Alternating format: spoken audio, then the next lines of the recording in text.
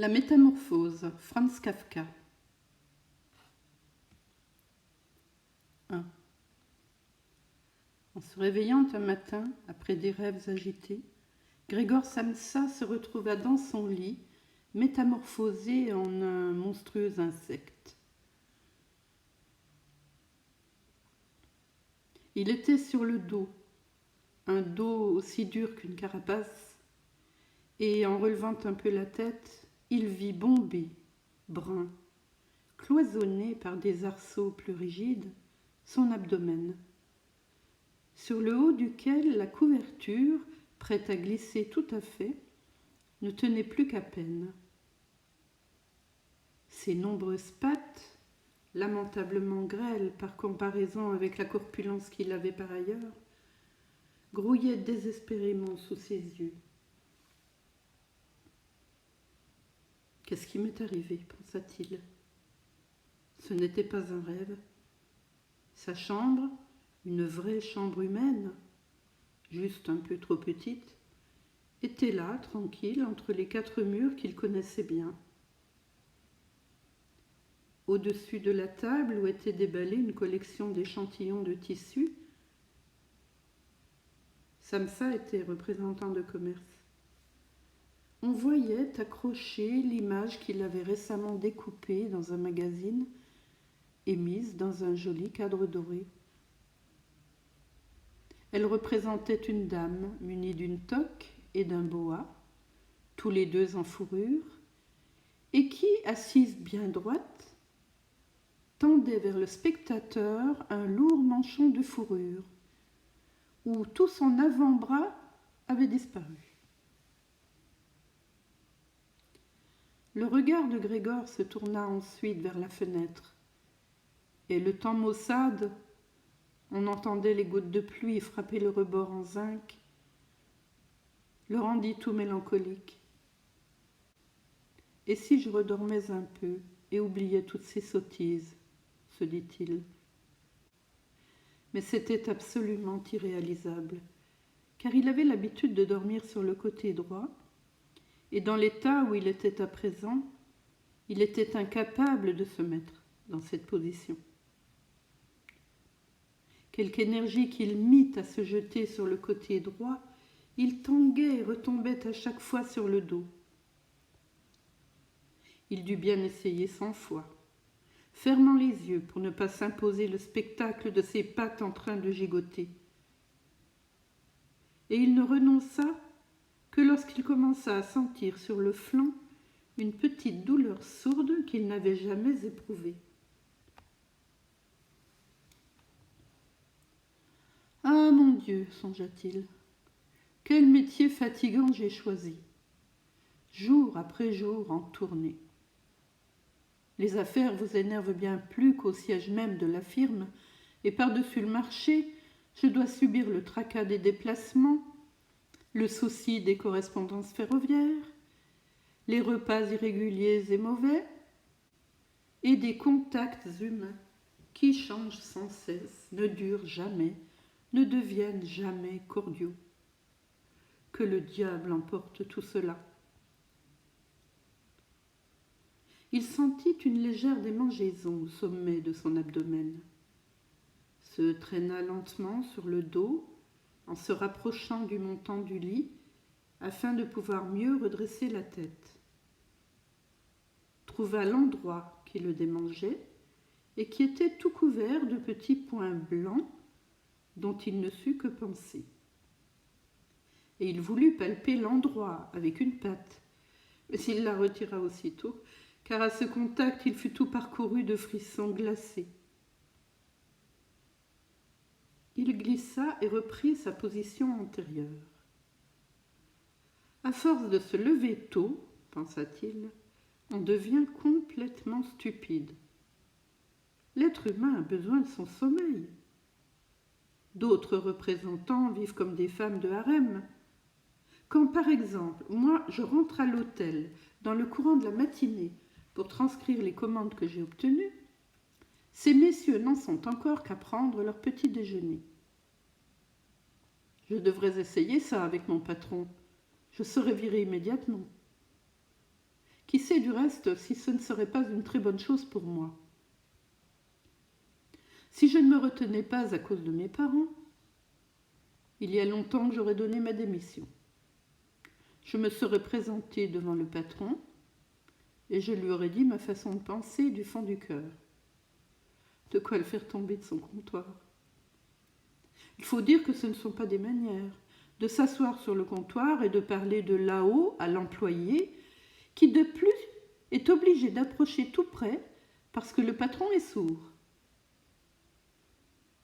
Enfin, je n'ai pas encore abandonné tout espoir. Une fois que j'aurai réuni l'argent nécessaire pour rembourser la dette de mes parents envers lui, j'estime que cela prendra encore de 5 à 6 ans, je ferai absolument la chose.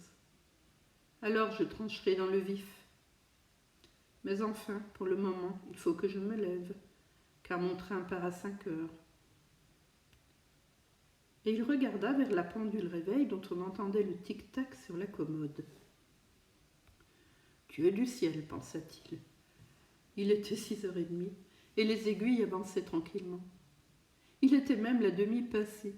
On allait déjà sur moins un quart. Est-ce que le réveil n'aurait pas sonné? On voyait depuis le lit qu'il était bien réglé sur 4 heures, et sûrement qu'il avait sonné.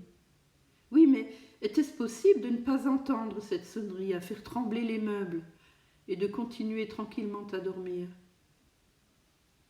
Eh bien, on ne pouvait pas dire qu'il eût dormi tranquillement, mais sans doute son sommeil avait-il été d'autant plus profond.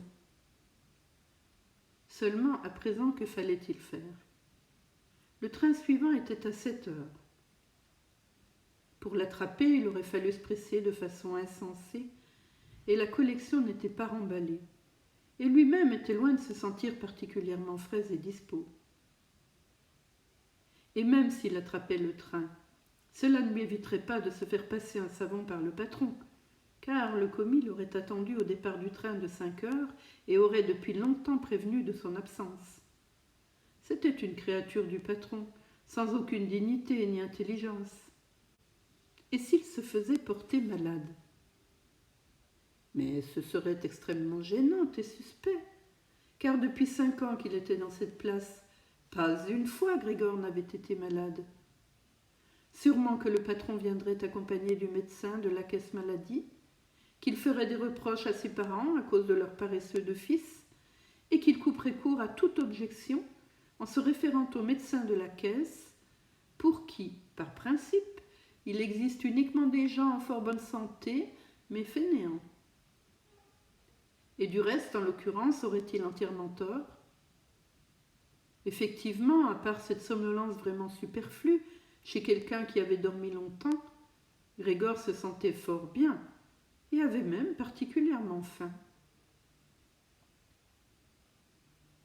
Tandis qu'il réfléchissait précipitamment à tout cela, sans pouvoir se résoudre à quitter son lit, la pendulette sonnait juste 6h15, on frappa précautionneusement à la porte qui se trouvait au chevet de son lit. « Grégor !» C'était sa mère qui l'appelait. « Il est 7h moins un quart. Est-ce que tu ne voulais pas prendre le train ?» La douce voix. Grégor prit peur en s'entendant répondre. C'était sans aucun doute sa voix d'avant, mais il venait s'y mêler comme par en dessous un couinement douloureux et irrépressible qui ne laissait aux mots leur netteté qu'au premier instant, littéralement, pour ensuite en détruire la résonance, au point qu'on ne savait pas si l'on avait bien entendu. Grégor avait d'abord l'intention de répondre en détail et de tout expliquer. Mais dans ces conditions, il se contenta de dire « Oui, oui, merci maman, je me lève. » Sans doute la porte en bois empêchait-elle qu'on notât de l'extérieur le changement de sa voix, car sa mère fut rassurée par cette déclaration et s'éloigna d'un pas traînant. Mais ce petit échange de propos avait signalé aux autres membres de la famille que Grégor, contre toute attente, était encore à la maison. Et voilà que déjà à l'une des portes latérales, son père frappait doucement, mais du poing, en s'écriant Grégor, Grégor, qu'est-ce qui se passe ?» Et au bout d'un petit moment, il répétait d'une voix plus grave et sur un ton de reproche. « Grégor, Grégor !» Et derrière l'autre porte latérale, la sœur de Grégor murmurait d'un ton plaintif. « Grégor, tu ne te sens pas bien ? Tu as besoin de quelque chose ?» À l'un comme à l'autre, Grégor répondit « Je vais avoir fini !» en s'imposant la diction la plus soignée et en ménageant de longues pauses entre chaque mot afin que sa voix n'eût rien de bizarre. D'ailleurs, son père retourna à son petit déjeuner, mais sa sœur chuchota. « Grégor, ouvre, je t'en conjure !» Mais Grégor n'y songeait pas. Il se félicita au contraire de la précaution qu'il avait apprise dans ses tournées et qui lui faisait fermer toutes les portes à clé pour la nuit, même quand il était chez lui. Il entendait d'abord se lever tranquillement et en paix, s'habiller et surtout déjeuner. Ensuite seulement il réfléchirait au reste, car il se rendait bien compte qu'au lit, sa méditation ne déboucherait sur rien de sensé. Il se rappela que souvent déjà, il avait ressenti au lit l'une de ces petites douleurs, causées peut-être par une mauvaise position, qui ensuite, quand on était debout, se révélait être purement imaginaire, et il était curieux de voir comment les idées qu'il s'était faites ce matin allaient s'évanouir peu à peu. Quant au changement de sa voix, il annonçait tout simplement un bon rhume. Cette maladie professionnelle des représentants de commerce, aucun doute là-dessus. Rejeter la couverture, rien de plus simple. Il n'avait qu'à se gonfler un peu, elle tomba toute seule. Mais la suite des opérations était plus délicate, surtout parce qu'il était excessivement large. Il aurait eu besoin de bras et de mains pour se redresser.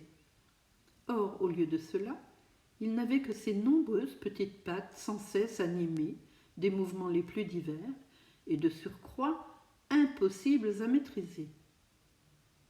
Voulait-il en plier une ? Elle n'avait rien de plus pressé que de s'étendre.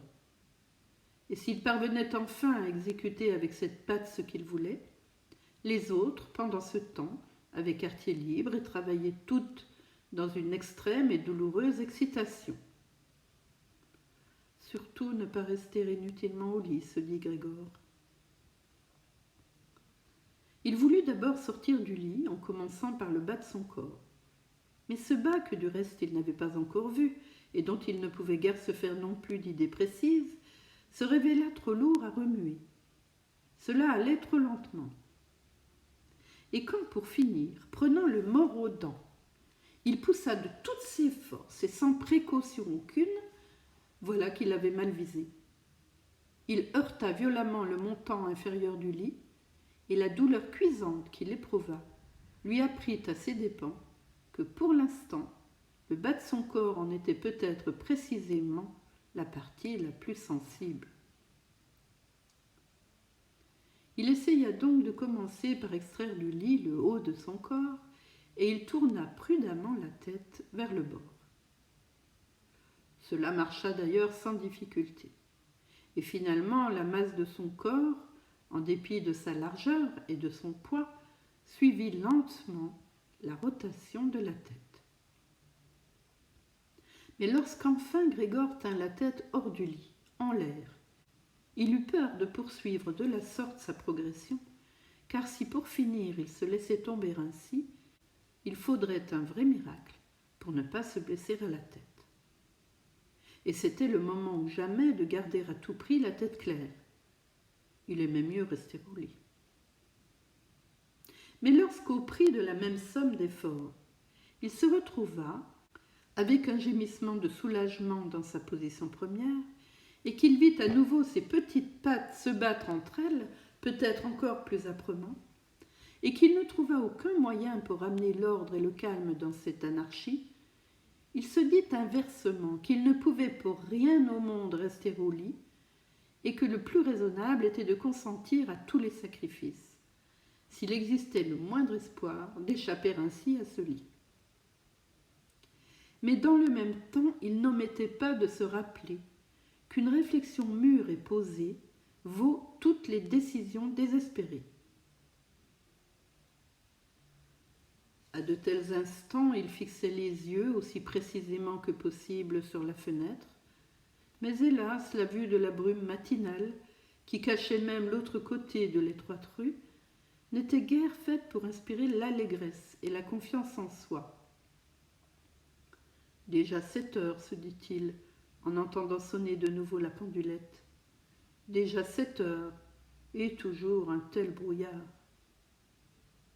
Et pendant un moment, il resta calmement étendu, en respirant à peine, attendant peut-être que ce silence total restaurerait l'évidente réalité des choses. Mais ensuite, il se dit « Il faut absolument que je sois tout à fait sorti du lit avant que 7h15 ne sonne. D'ailleurs, d'ici là, il viendra quelqu'un de la tiare pour s'enquérir de moi, car ils ouvrent avant 7h. » Et il entreprit dès lors de basculer son corps hors du lit de tout son long et d'un seul coup. S'il se laissait tomber de la sorte, on pouvait présumer que la tête qu'il allait dresser énergiquement demeurerait intacte. Le dos semblait dur, lui n'aurait sans doute rien en tombant sur le tapis. Ce qui ennuyait le plus Grégor, c'était la crainte du bruit retentissant que cela produirait immanquablement, et qui sans doute susciterait de l'autre côté de toutes les portes, sinon l'effroi, du moins des inquiétudes. Mais il fallait prendre le risque. Quand Grégor dépassa déjà à moitié du lit, la nouvelle méthode était plus un jeu qu'un effort pénible, il lui suffisait de se balancer sans arrêt en se redonnant de l'élan. Il songea soudain combien tout eût été simple si on était venu l'aider. 2 personnes robustes, il pensait à son père et à la bonne, y auraient parfaitement suffi. Elles n'auraient eu qu'à glisser leurs bras sous son dos bombé, à le détacher de la gangue du lit, à se baisser avec leur fardeau, et ensuite, uniquement, à le laisser avec précaution opérer son rétablissement sur le sol, où dès lors on pouvait espérer que les petites pattes auraient enfin un sens. Mais sans compter que les portes étaient fermées à clé, aurait-il vraiment fallu appeler à l'aide ? À cette idée, en dépit de tout son désarroi, il ne put réprimer un sourire. Il en était déjà au point où, en accentuant son balancement, il était près de perdre l'équilibre, et il lui fallait très vite prendre une décision définitive, car il ne restait que 5 minutes jusqu'à 7h15. C'est alors qu'on sonna à la porte de l'appartement. « C'est quelqu'un de la firme, » se dit-il, presque pétrifié, tandis que ses petites pattes n'en dansaient que plus frénétiquement. L'espace d'un instant, tout resta silencieux. « Il n'ouvre pas, » se dit Grégor, obnubilé par quelque espoir insensé. Mais alors, naturellement, comme toujours, la bonne alla d'un pas ferme jusqu'à la porte et ouvrit. Grégor n'eut qu'à entendre la première parole de salutation prononcée par le visiteur pour savoir aussitôt qui c'était. Le fondé de pouvoir en personne. Pourquoi diable Grégor était-il condamné à travailler dans une entreprise où à la moindre incartade on vous soupçonnait du pire? Les employés n'étaient-ils donc tous qu'une bande de salopards? N'y avait-il parmi eux pas un seul serviteur fidèle et dévoué, à qui la seule idée d'avoir manqué ne fût-ce que quelques heures de la matinée inspirait de tels remords qu'il en perdait la tête et n'était carrément plus en état de sortir de son lit? Est-ce que vraiment il ne suffisait pas d'envoyer aux nouvelles un petit apprenti, si tant est que cette chicanerie fût indispensable? Fallait-il que le fondé de pouvoir vînt en personne, et que du même coup l'on manifestât à toute l'innocente famille que l'instruction de cette ténébreuse affaire ne pouvait être confiée qu'à l'intelligence du fondé de pouvoir? Et c'est plus l'excitation résultant de ces réflexions que le fruit d'une véritable décision qui fit que Grégor se jeta de toutes ses forces hors du lit. Il en résulta un choc sonore, mais pas vraiment un bruit retentissant. La chute fut un peu amortie par le tapis, et puis le dos de Grégor était plus élastique qu'il ne l'avait pensé, d'où ce son assourdi qui n'attirait pas tellement l'attention. Simplement, il n'avait pas tenu sa tête avec assez de précaution. Elle avait porté. Il la tourna et, sous le coup de la contrariété et de la douleur, la frotta sur le tapis. « Il y a quelque chose qui vient de tomber là-dedans, dit le fondé de pouvoir dans la chambre de gauche. » Grégor essaya de s'imaginer si pareille mésaventure ne pourrait pas arriver un jour au fondé de pouvoir. De fait, il fallait convenir que ce n'était pas là une éventualité à exclure. Mais voilà que, comme pour répondre brutalement à cette interrogation, le fondé de pouvoir faisait dans la chambre attenante quelques pas résolus en faisant craquer ses bottines vernies. De la chambre de droite, la sœur de Grégor le mettait au courant en chuchotant. « Grégor, le fondé de pouvoir est là. »« Je sais, » dit Grégor à la cantonade, mais sans oser forcer suffisamment la voix pour que sa sœur pût l'entendre. « Grégor, » dit alors son père dans la chambre de gauche, « Monsieur le fondé de pouvoir est là et demande pourquoi tu n'as pas pris le premier train. Nous ne savons que lui dire. Du reste, il souhaite te parler personnellement. Donc ouvre ta porte, je te prie. Il aura sûrement la bonté d'excuser le désordre de ta chambre. »« Bonjour, monsieur Samsa, » lança alors aimablement le fondé de pouvoir. « Il ne se sent pas bien, » lui dit la mère de Grégor, sans attendre que son père eût fini de parler derrière sa porte. « Il ne se sent pas bien, croyez-moi, monsieur le fondé de pouvoir. Sinon, comment Grégor raterait-il un train? Ce garçon n'a que son métier en tête. C'est au point que je suis presque fâchée qu'il ne sorte jamais le soir. Tenez, cela fait 8 jours qu'il n'a pas eu de tournée, et il était tous les soirs à la maison. Il reste alors assis à la table familiale et lit le journal en silence, ou bien étudie les horaires des trains. C'est déjà pour lui une distraction que de manier la scie à découper. Ainsi, en 2 ou 3 soirées, il a par exemple confectionné un petit cadre. Vous serez étonné de voir comme il est joli. Il est accroché là, dans sa chambre. Vous le verrez dès que Grégor aura ouvert. Je suis d'ailleurs bien contente que vous soyez là, monsieur le fondé de pouvoir. À nous seuls, nous n'aurions pas pu persuader Grégor d'ouvrir sa porte. Il est si entêté. Et il ne se sent sûrement pas bien, quoiqu'il ait affirmé le contraire ce matin. « J'arrive tout de suite, » dit lentement et posément Grégor, sans bouger pour autant, afin de ne pas perdre un mot de la conversation. « Je ne vois pas non plus d'autre explication, chère madame, » disait le fondé de pouvoir. « Espérons que ce n'est rien de grave. Encore que nous autres gens d'affaires, je dois le dire, soyons bien souvent contraints, hélas ou heureusement, comme on veut, de faire tout bonnement passer nos obligations professionnelles avant une légère indisposition. Alors, est-ce que monsieur le fondé de pouvoir peut venir te voir maintenant ? Demanda impatiemment le père, en frappant de nouveau à la porte.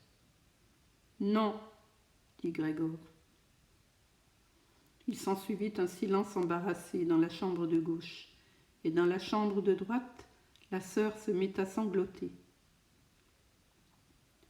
Pourquoi sa sœur ne rejoignait-elle donc pas les autres? Sans doute venait-elle tout juste de se lever, et n'avait-elle pas même commencé à s'habiller? Et pourquoi donc pleurait-elle? Parce qu'il ne se levait pas et ne laissait pas entrer le fondé de pouvoir? Parce qu'il risquait de perdre son emploi et qu'alors le patron recommencerait à tourmenter leurs parents avec ses vieilles créances? Mais c'était là pour le moment des soucis bien peu fondés. Grégor était toujours là et ne songeait pas le moins du monde à quitter sa famille. Pour l'instant, il était étendu là, sur le tapis, et personne, connaissant son état, n'aurait sérieusement exigé de lui qu'il reçût le fondé de pouvoir. Or, ce n'était pas cette petite impolitesse, à laquelle il serait d'ailleurs facile de trouver ultérieurement une excuse convenable, qui allait motiver un renvoi immédiat de Grégor. Et il trouvait qu'il eût été bien plus raisonnable qu'on le laissât tranquille pour le moment, au lieu de l'importuner en pleurant et en lui faisant la leçon. Mais voilà, c'était l'inquiétude qui tenaillait les autres et excusait leur attitude. « Monsieur Samsa », lançait à présent le fondé de pouvoir en haussant la voix, « que se passe-t-il donc? Vous vous barricadez dans votre chambre. Vous ne répondez que par oui et par non. Vous causez de graves et inutiles soucis à vos parents. Et, soit dit en passant, vous manquez à vos obligations professionnelles d'une façon proprement inouïe. Je parle ici au nom de vos parents et de votre patron. Et je vous prie solennellement de bien vouloir fournir une explication immédiate et claire. Je m'étonne.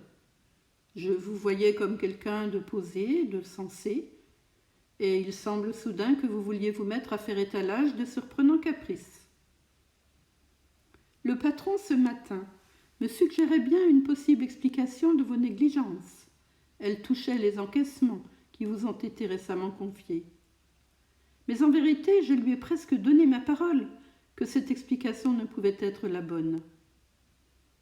Mais à présent, je vois votre incompréhensible obstination, et cela m'ôte toute espèce d'envie d'intervenir le moins du monde en votre faveur.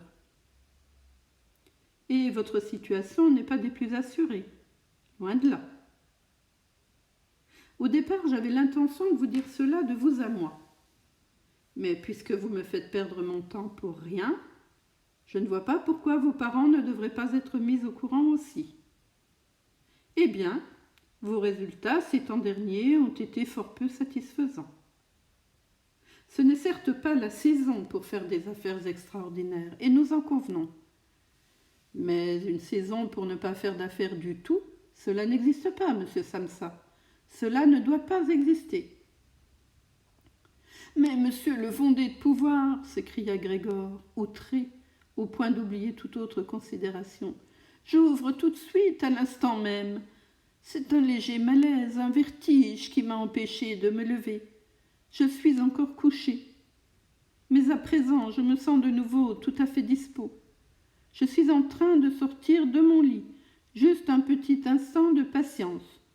Cela ne va pas encore aussi bien que je le pensais, mais je me sens déjà mieux. Comme ces choses-là vous prennent. Hier soir encore, j'allais très bien. Mes parents le savent bien. Ou plutôt, dès hier soir, j'avais un petit pressentiment. Cela aurait dû se voir. Que n'ai-je prévenu la firme? Mais voilà, on pense toujours surmonter la maladie sans rester chez soi. Monsieur le fondé de pouvoir, épargnez mes parents. Les reproches que vous me faites là ne sont pas fondés. D'ailleurs, on ne m'en a pas soufflé mot. Peut-être n'avez-vous pas regardé les dernières commandes que j'ai transmises. Au demeurant, je partirai par le train de 8 heures au plus tard. Ces quelques heures de repos m'ont redonné des forces. Ne perdez surtout pas votre temps, monsieur le fondé de pouvoir. Je vais de ce pas me présenter à nos bureaux. Ayez la bonté de l'annoncer et présenter mes respects à notre patron. Et tout en débitant tout cela, sans trop savoir ce qu'il disait, Grégor, avec une facilité résultant sans doute de son entraînement sur le lit, s'était approché de la commode, et il essayait maintenant de se redresser en prenant appui sur elle. Il voulait effectivement ouvrir la porte, voulait effectivement se montrer et parler au fondé de pouvoir. Il était désireux de savoir ce que les autres, qui le réclamaient avec tant d'insistance, diraient en le voyant. S'ils étaient effrayés, alors Grégor ne serait plus responsable et pourrait être tranquille. Et si les autres prenaient tout cela avec calme, alors Grégor n'aurait pas non plus de raison de s'inquiéter, et en faisant vite, il pourrait effectivement être à 8 heures à la gare. Il commença par glisser plusieurs fois, retombant au pied du meuble trop lisse, mais finalement il prit un ultime élan et se retrouva debout. Il ne prêtait plus garde aux douleurs de son abdomen, si cuisantes qu'elles fussent. Puis il se laissa aller contre un dossier de chaise qui se trouvait à proximité et s'y cramponna de ses petites pattes. Mais du même coup, il avait retrouvé sa maîtrise de soi, et il se tut, car maintenant il pouvait écouter ce qu'avait à dire le fondé de pouvoir. « Avez-vous compris un traître mot ?» demandait celui-ci aux parents. « Il n'est tout de même pas en train de se payer notre tête. » « Mon Dieu !» s'écriait la mère, aussitôt en pleurs. « Il est peut-être gravement malade, et nous sommes là à le tourmenter. Grete, Grete !» À ce cri, la sœur répondit depuis l'autre chambre. « Maman ?» Elle se parlait ainsi d'un côté à l'autre de la chambre de Grégor. « Tu vas tout de suite aller chercher le médecin. Grégor est malade. Vite, le médecin. Est-ce que tu as entendu Grégor parler à l'instant ?» C'était une voix d'animal, dit le fondé de pouvoir tout doucement, alors que la mère avait crié. « Anna, Anna !» lança le père en direction de la cuisine, depuis l'antichambre, en frappant dans ses mains. « Allez tout de suite chercher un serrurier. » Et déjà les deux filles traversaient en courant l'antichambre, dans un froufrou de jupe. Comment avait fait Grete pour s'habiller si vite? Et ouvraient bruyamment la porte de l'appartement. On ne l'entendit pas se refermer. Sans doute l'avait-elle laissée ouverte, comme c'est le cas dans les maisons où un malheur est arrivé. Or, Grégor était maintenant beaucoup plus calme. Certes, on ne comprenait donc plus ses paroles, bien que lui les ait trouvées passablement distinctes, plus distinctes que précédemment, peut-être parce que son oreille s'y était habituée. Mais enfin, désormais, l'on commençait à croire qu'il n'était pas tout à fait dans son état normal, et l'on était prêt à l'aider. L'assurance et la confiance avec lesquelles avaient été prises les premières dispositions lui faisaient du bien. Il se sentait de nouveau inclus dans le cercle de ses semblables et attendait, aussi bien du médecin que du serrurier, sans trop faire la distinction entre eux, des interventions spectaculaires et surprenantes. Pour avoir une voix aussi claire que possible à l'approche de discussions décisives, il se racla un peu la gorge en tout sautant, mais en s'efforçant de le faire en sourdine, car il était possible que même ce bruit eût déjà une autre résonance que celle d'une toux humaine, et il n'osait plus en décider lui-même.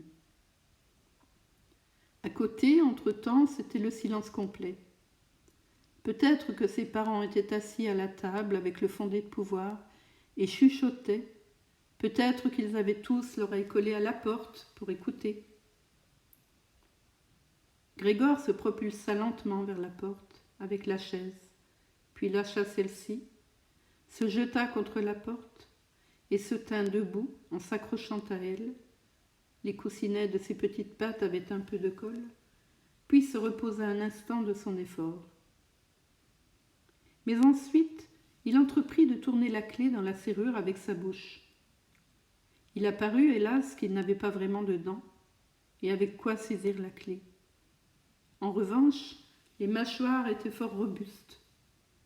En se servant d'elles, il parvenait effectivement à faire bouger la clé, sans se soucier de ce qu'il était manifestement en train de se faire mal, car il y avait un liquide brunâtre qui lui sortait de la bouche, coulait sur la clé et tombait goutte à goutte sur le sol. « Tenez, écoutez, dit à côté le fondé de pouvoir. Il tourne la clé. » Ce fut pour Grégor un grand encouragement. Mais ils auraient tous dû lui crier, son père et sa mère aussi. « Vas-y, Grégor !» Ils auraient dû crier. « Tiens bon, ne lâche pas la serrure !» Et à l'idée qu'ils suivaient tous avec passion ses efforts, il mordit farouchement la clé avec toute l'énergie qu'il pouvait rassembler. Selon où en était la rotation de la clé, c'était un balai qu'il exécutait autour de la serrure. Il ne tenait plus debout que par sa bouche, tantôt se suspendant à la clé, s'il le fallait, ou bien pesant sur elle de toute la masse de son corps. Quand enfin la serrure céda, le son plus clair de son déclic réveilla littéralement Grégor.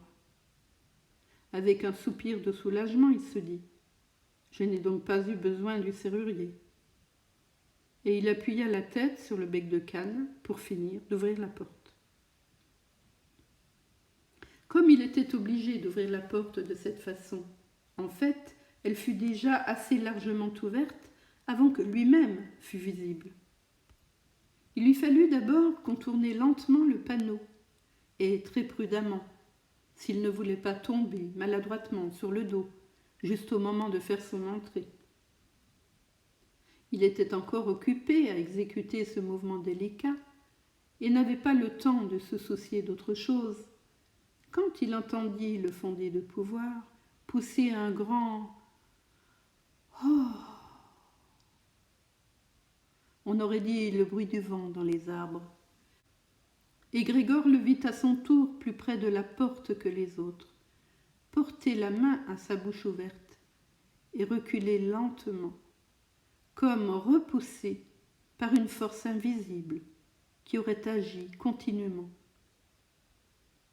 La mère, elle était là, en dépit de la présence du fondé de pouvoir, avec les cheveux défaits, comme pour la nuit, et qui se dressait sur sa tête.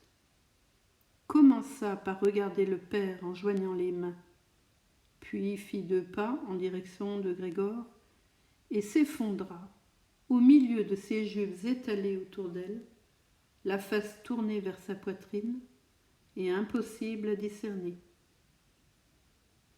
Le père serra le poing d'un air hostile, comme s'il voulait repousser Grégor dans sa chambre, puis regarda la pièce autour de lui d'un air égaré, puis se cacha les yeux derrière ses mains et se mit à pleurer tellement que sa puissante poitrine tressautait.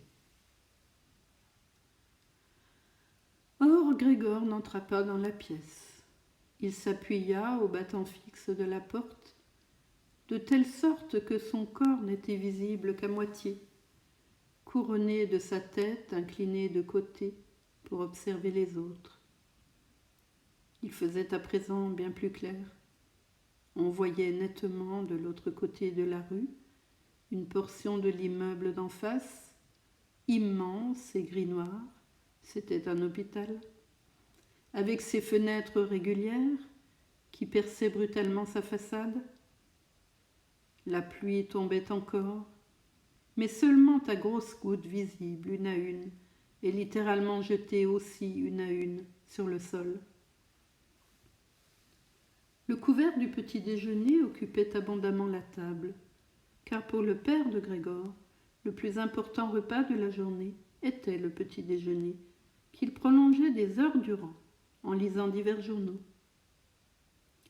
Au mur d'en face était accrochée une photographie de Grégor, datant de son service militaire, et le représentant en uniforme de sous-lieutenant, la main posée sur la poignée de son sabre, souriant crânement et entendant qu'on respectât son allure et sa tenue. La porte donnant sur l'antichambre était ouverte, et comme la porte de l'appartement l'était aussi, on apercevait le palier et le haut de l'escalier.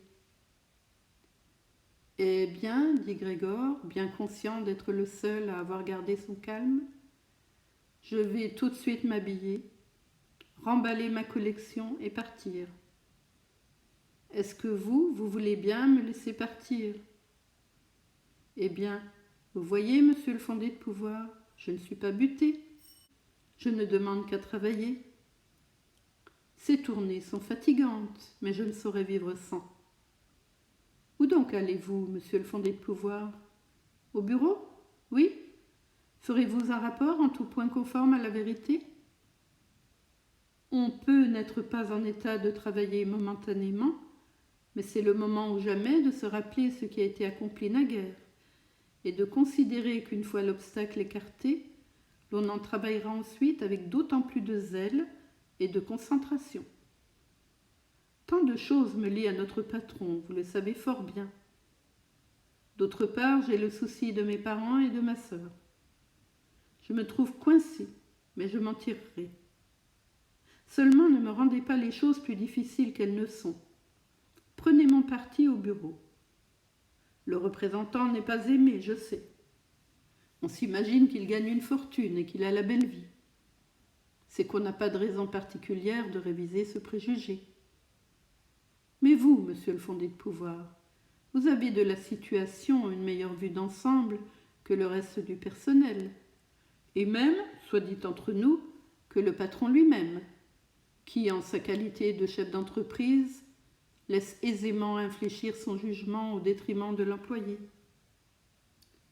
Vous savez aussi fort bien que le représentant, éloigné des bureaux presque toute l'année, est facilement victime des ragots, des incidents fortuits et des réclamations sans fondement, contre lesquels il lui est tout à fait impossible de se défendre, étant donné que généralement il n'en a pas vent et n'en ressent les cuisantes conséquences, sans plus pouvoir en démêler les causes que lorsqu'il rentre épuisé de ses tournées.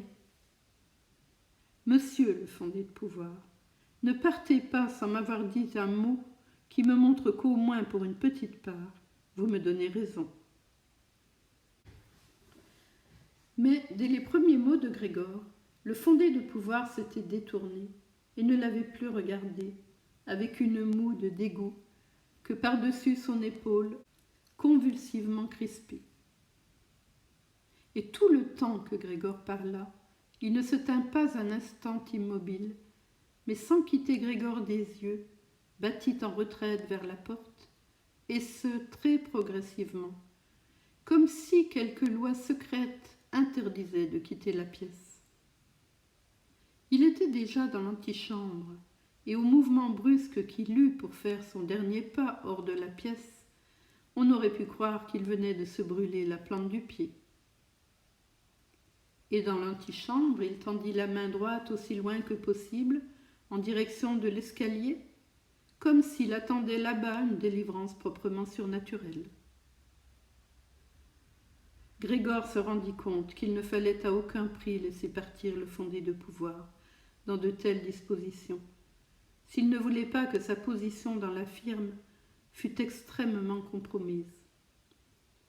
Ses parents ne comprenaient pas tout cela aussi bien. Tout au long des années, il s'était forgé la conviction que dans cette firme, l'avenir de Grégor était à jamais assuré, et du reste, ils étaient à ce point absorbés par leurs soucis du moment qu'ils avaient perdu toute capacité de regarder vers le futur. Grégor, lui, regardait vers le futur. Il fallait retenir le fondé de pouvoir, l'apaiser, le convaincre, et finalement le gagner à sa cause, car enfin l'avenir de Grégor et de sa famille en dépendait. Si seulement sa sœur avait été là, elle au moins était perspicace. Elle avait pleuré tandis que Grégor était encore tranquillement couché sur le dos. Et le fondé de pouvoir, cet homme à femme, se serait sûrement laissé manœuvrer par elle. Elle aurait refermé la porte de l'appartement, et dans l'antichambre, elle l'aurait fait revenir de sa frayeur.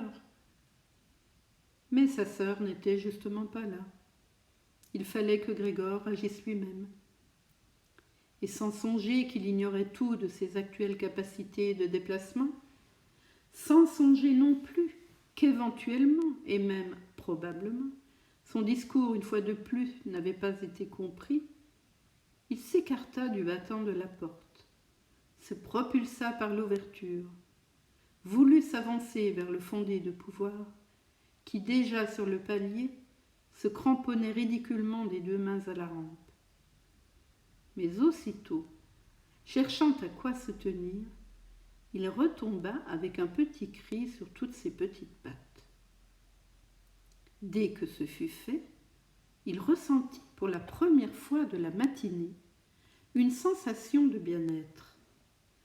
Les petites pattes reposaient fermement sur le sol. Elles obéissaient parfaitement, comme il le nota avec plaisir.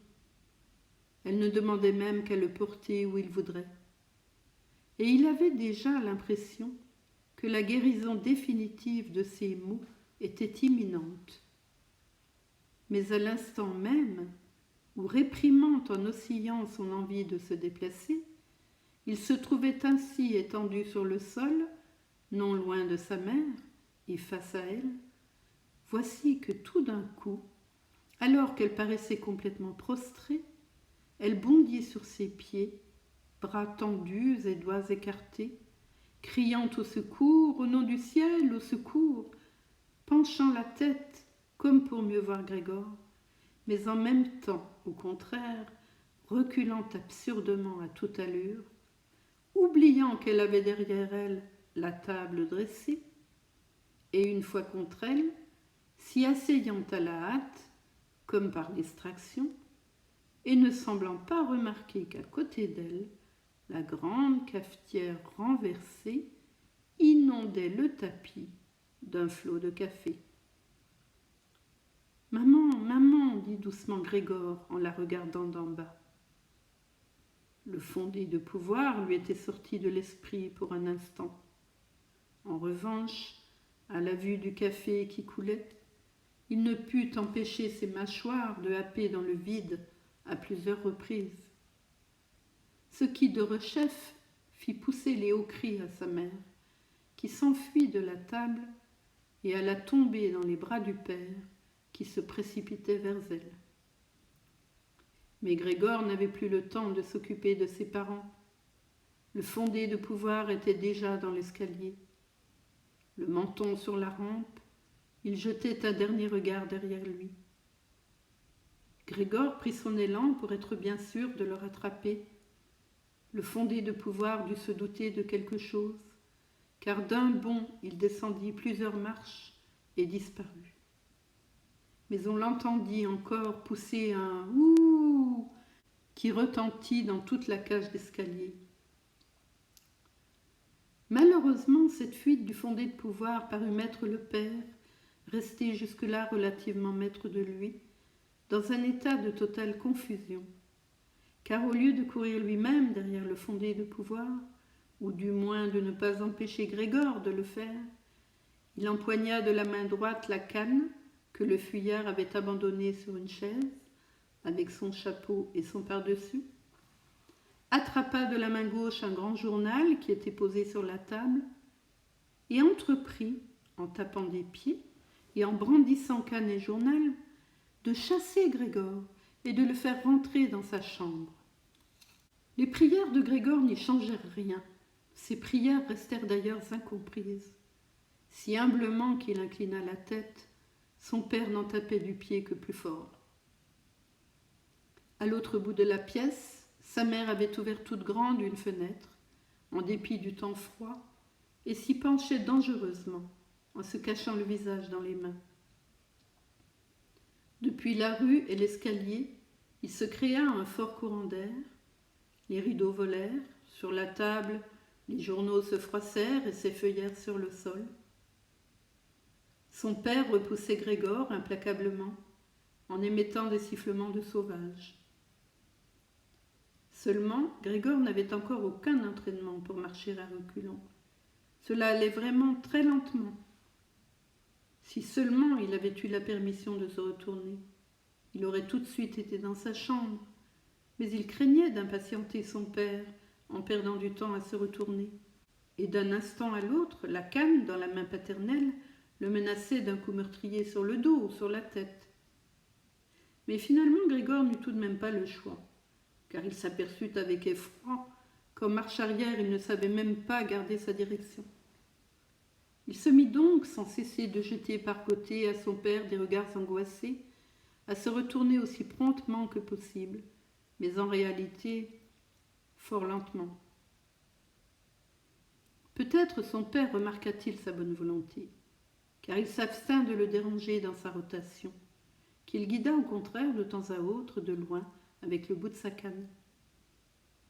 Si seulement son père n'avait pas produit ces insupportables sifflements, Grégor en perdait complètement la tête. Il s'était déjà presque entièrement retourné, qu'en guettant toujours ces sifflements, il se trompa et fit plus que le demi-tour. Mais lorsqu'enfin il eut bien la tête en face de la porte ouverte, il apparut que son corps était trop large pour passer comme ça. Son père, dans les dispositions où il se trouvait, était naturellement à 100 lieues de songer, par exemple, à ouvrir le second battant pour que Grégor eût la place de passer. Il n'avait qu'une idée fixe, c'était que Grégor devait rentrer dans sa chambre aussi vite que possible. Jamais il ne l'aurait laissé exécuter les préparatifs compliqués qui auraient été nécessaires à Grégor pour se remettre debout et tenter de franchir ainsi la porte. Au contraire, comme s'il n'y avait pas eu d'obstacle, il pressait Grégor, en faisant à présent particulièrement de bruit. Déjà, ce que Grégor entendait retentir derrière lui n'était plus seulement la voix d'un seul père. Maintenant, il n'était vraiment plus question de plaisanter, et Grégor, advienne que pourra, passa la porte en forçant. Son corps se releva d'un côté. Il se trouva de biais dans l'ouverture de la porte, le flanc tout écorché, le blanc de la porte était maculé de vilaines taches. Bientôt il fut coincé, et tout seul il n'aurait plus pu bouger. Ses petites pattes de l'autre côté étaient suspendues en l'air, toutes tremblantes. De ce côté-ci, elles étaient douloureusement écrasées sur le sol. C'est alors que son père lui administra par derrière un coup violent et véritablement libérateur, qui le fit voler jusqu'au milieu de sa chambre, saignant abondamment. Ensuite, la porte fut encore claquée d'un coup de canne, puis ce fut enfin le silence.